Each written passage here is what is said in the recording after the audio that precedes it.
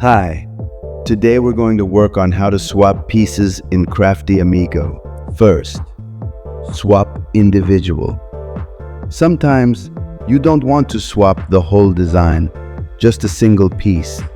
Select it, swap it, and you're done. Second, swap group. This lets you change an entire group of parts at the same time. In wood, you can swap to different sizes of wood. And for tubes, you can only swap them for compatible parts that show up in the replacement menu. And third, swap ducts. This is made for HVAC ducts, like galvanized steel square ducts. It works on the unions between parts, letting you switch to a bigger or smaller size without rebuilding the whole section. Remember, not all parts have this capability.